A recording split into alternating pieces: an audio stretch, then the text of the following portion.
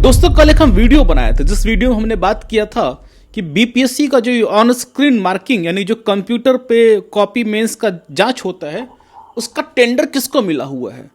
बहुत जांच पड़ताल खोजबीन के बाद पता चला कि ये एकलव्या नाम का प्लेटफॉर्म है और कंपनी का नाम है splash gain technology solution private limited.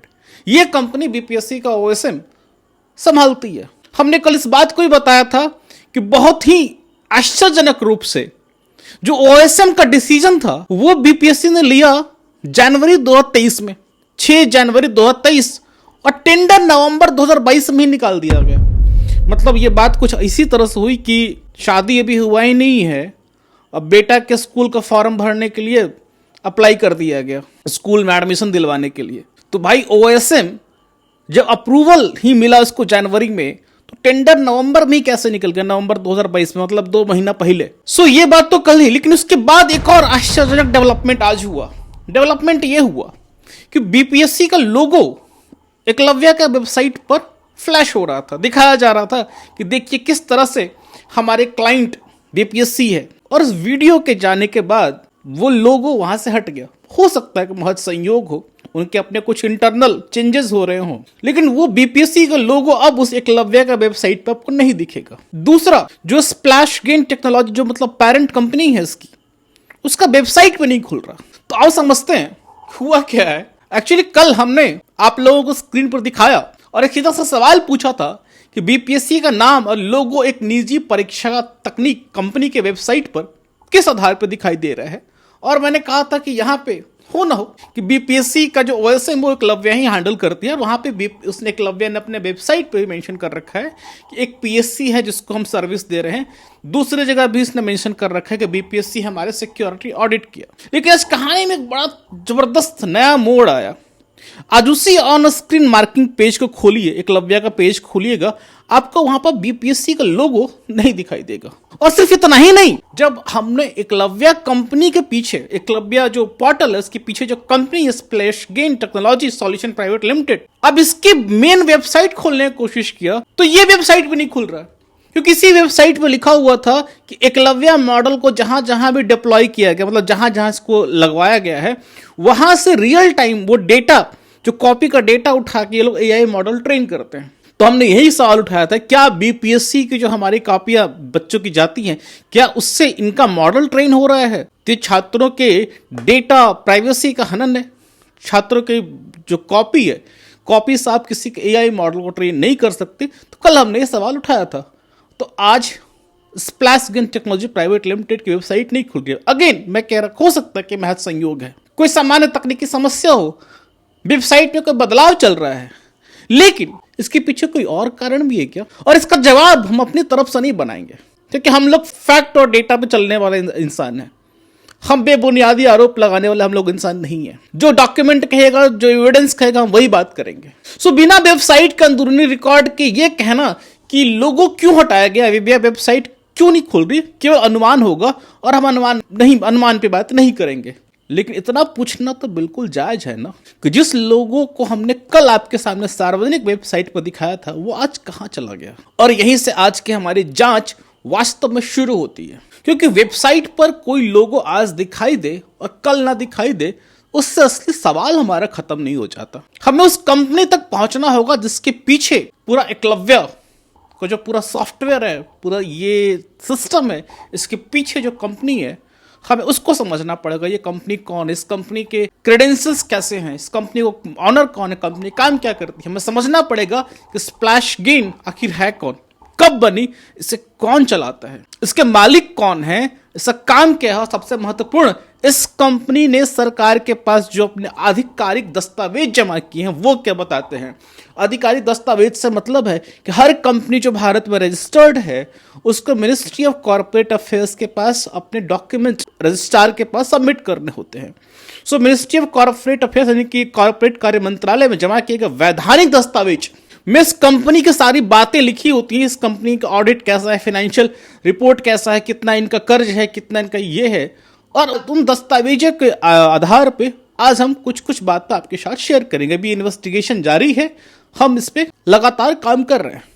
सो एकलव्य के पीछे, एकलव्य जो मॉडल है इनका के पीछे जो पंजीकृत जो रजिस्टर्ड कानूनी कंपनी है उसका नाम है splash gain technology solution private limited. कल भी बताया था मैंने। कानूनी कंपनी का आसान अर्थ है, समझो कि वास्तविक पंजीकृत संस्था जिसके नाम पर निदेशक होते हैं, हिस्सेदार होते हैं, वार्षिक विवरण जमा होता है, वित्तीय हिसाब सरकार को दिया जाता। इसको ऐसा समझिए कि कंपनी का जो लीगल नेम है वो स्प्लैश गेन है, उसी के साथ सब चलता है। एकलव्य तो ब्रांड नेम उनका हो गया जिसके थ्रू अपना प्रोडक्ट को डिप्लॉय करते हैं, लगवाते हैं। सो मिनिस्ट्री ऑफ कॉर्पोरेट अफेयर्स में कई तरह के डॉक्यूमेंट को जमा किया जाता है, जैसे MGT 7A के अनुसार स्प्लैश गेन की स्थापना कब हुई, डेट ऑफ इनकॉर्पोरेशन वगैरह पता किया जाता है, ऐसे एनुअल रिकॉर्ड होता है, सारे रिपोर्ट्स डेटा हमने वहां से निकाला। सो MGT 7A के हिसाब से कंपनी की स्थापना 3 अगस्त 2009 को होती है, मतलब एक कंपनी पहली बार लीगल रूप से उसी दिन अस्तित्व में आई।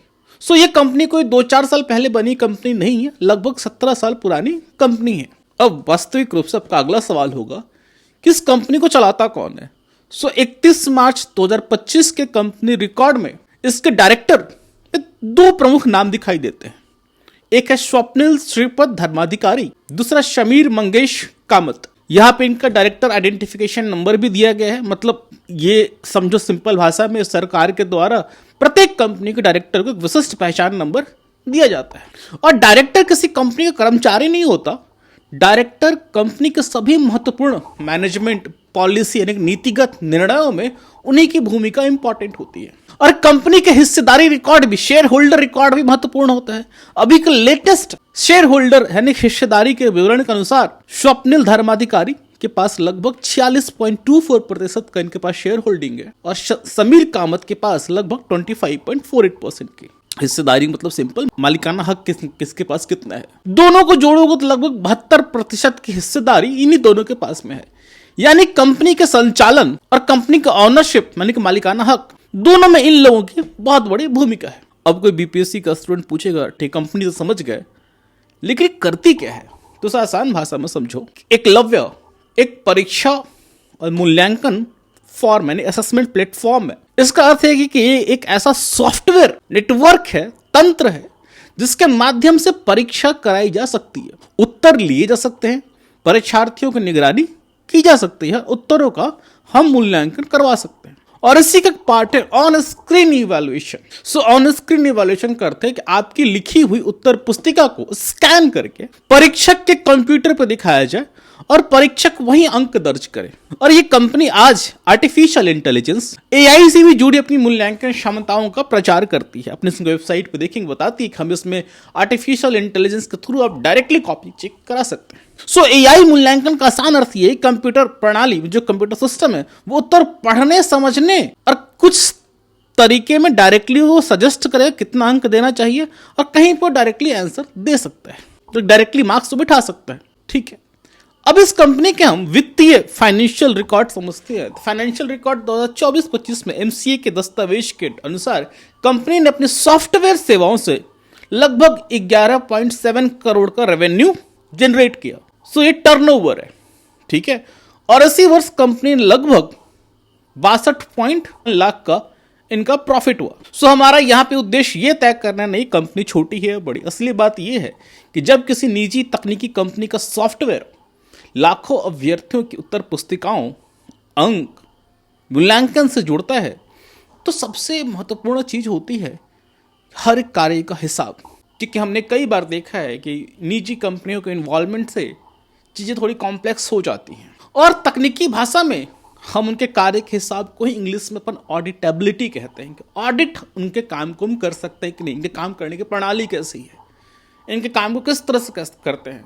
सो ऑडिटेबिलिटी का मतलब हुआ कि बाद में हम ये पता लगा सके कि कंप्यूटर प्रणाली के अंदर किसने क्या किया, कब किया, क्या बाद में उसमें कोई बदलाव हुआ।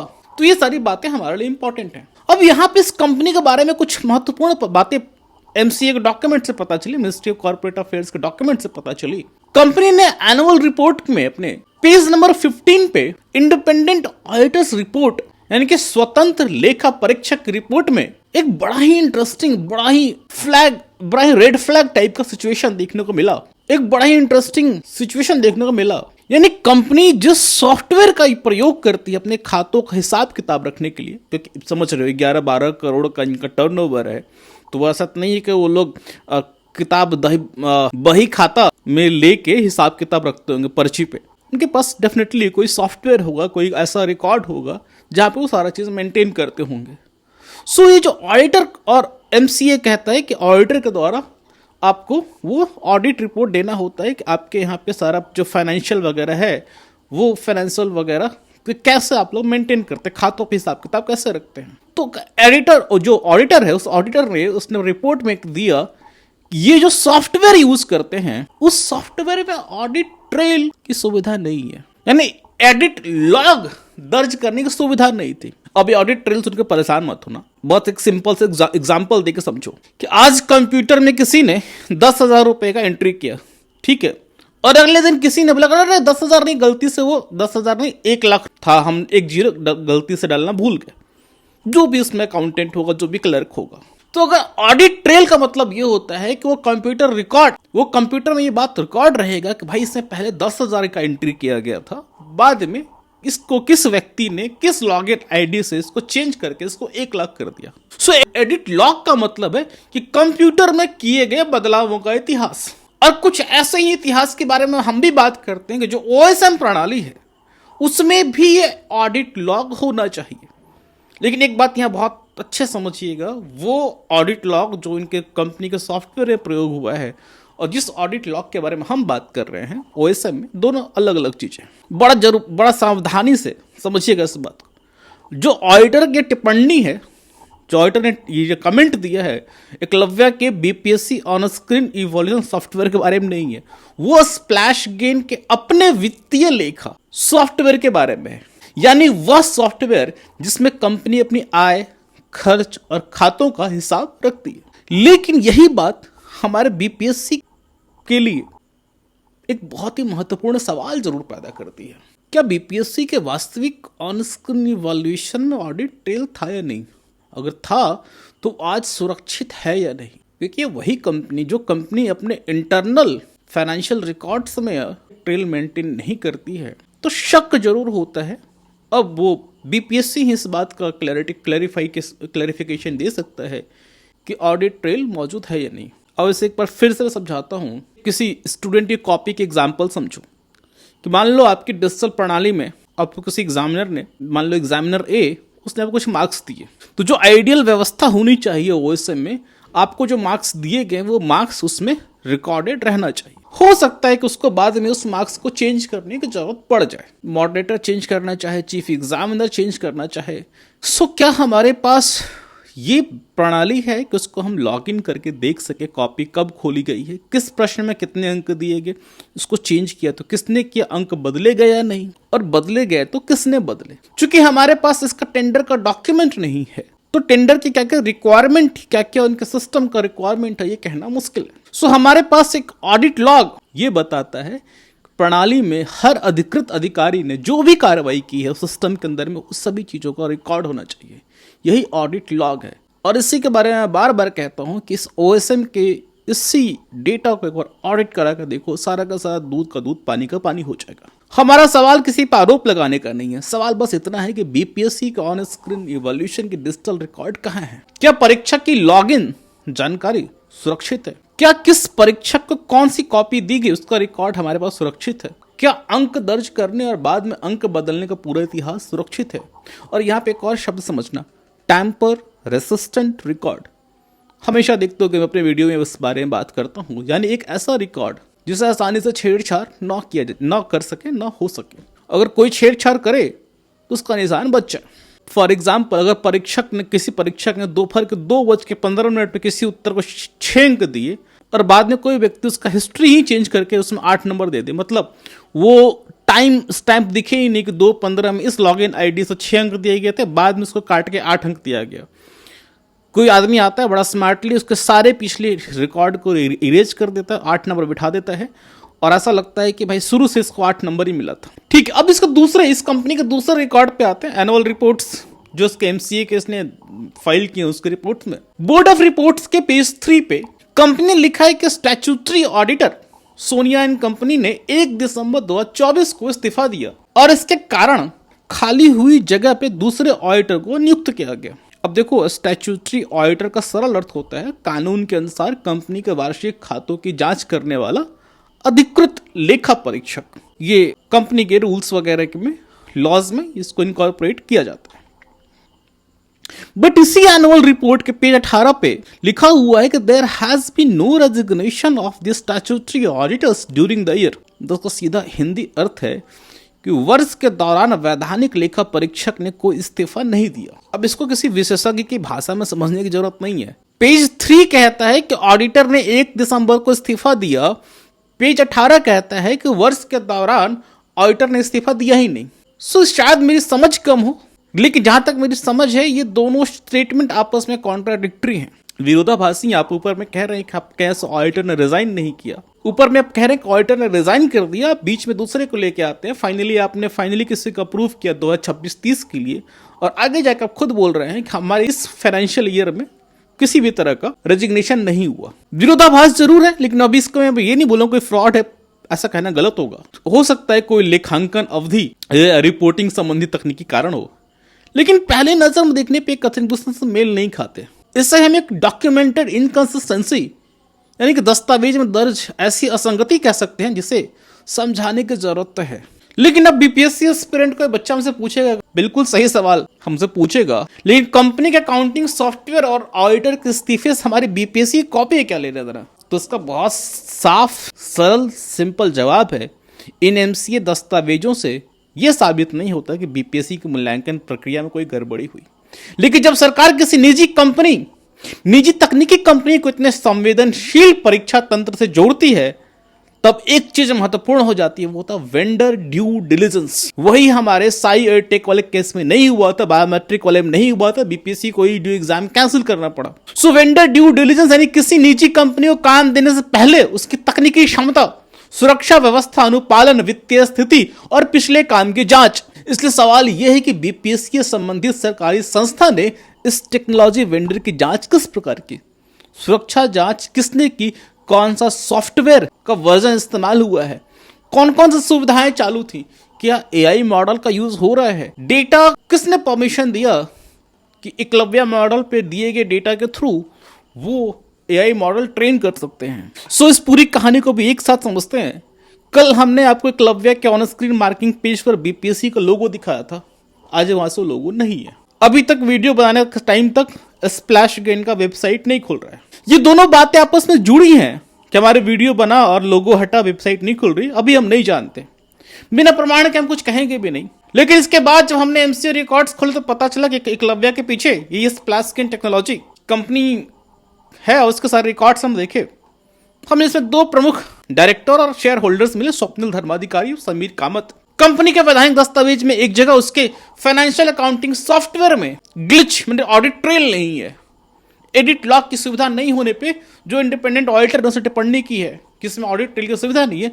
दूसरी तरफ एक उनके दस्तावेज में स्टेटमेंट आपस में मेल नहीं खा रहे। इनमें से कोई बात अकेले साबित नहीं करती कि बीपीएससी की उत्तर पुस्तिकाओं में भी मूल्यांकन में गड़बड़ी हुई है। लेकिन बिहार के विद्यार्थियों को इतने सवाल पूछने का अधिकार जरूर है कि हमारी उत्तर पुस्तिका किस परीक्षकों को दी गई, उसने कब जांची, कितने अंक दिए, बाद में अंक बदले गए या नहीं, अगर बदलेगा तो किसने बदले। और इसीलिए मैं बार बीपीएससी डॉक्यूमेंट की मांग कर रहा हूं कि आखिर अपने टेंडर कब निकाला, कैसे दिया, टेंडर का आरएफपी डॉक्यूमेंट क्या था, टेंडर आखिर पहले कैसे निकल सकता है जब आपका ओएसएमई अप्रूव 2023 में हुआ जनवरी में, और टेंडर तक गुपचुप तरीके से कैसे निकला, टेंडर का डॉक्यूमेंट नहीं क्यों नहीं दिख रहा। तो दोस्तों ओएसएम को तो हटाना पड़ेगा, या तो ओएसएम को आप ट्रांसपेरेंट बनाइए, सारे डॉक्यूमेंट्स पब्लिक कीजिए, या फिर से पेन पेपर मोड पे आइए, पेन पेपर मोड पे ही कॉपी जांच करवाइए। आखिर क्या जरूरत है ओएसएम की, कौन सा आप तीर मार लिए, कौन सा कॉपी जांच 2 ही महीने में करके आप दे दे रहे हैं। कॉपी जांचने में भी उतना ही टाइम लगता है, एक लॉलीपॉप थमा देते हैं कि लो अपना आंसर बुक पकड़ लो, चेक टू कॉपी। अरे भाई जिसको लेना होगा वो आरटीआई से लेगा, आप आरटीआई का फी लगा दो। लेकिन ओएसएम एक ब्लैक बॉक्स है, ऑन स्क्रीन मार्किंग एक ब्लैक बॉक्स है। जब तक पूरा safeguards, data safeguards, vendor safeguards, tender document, SOP, जब तक रूल्स ऑफ प्रोसीजर और प्रॉपर अमेंडमेंट नहीं होते, तब तक यह सिस्टम बहुत ही वल्नरेबल है। इसमें कई प्रकार के छेड़छाड़ हो सकते हैं जिससे युवाओं का भविष्य अंधकार में जा सकता है। आर्टिकल 16 का वायलेशन हो सकता है, समानता का जो अवसर देने का आश्वासन है हमारे संविधान का, उसका हनन हो सकता है। मिलते हैं दोस्तों अगले वीडियो में।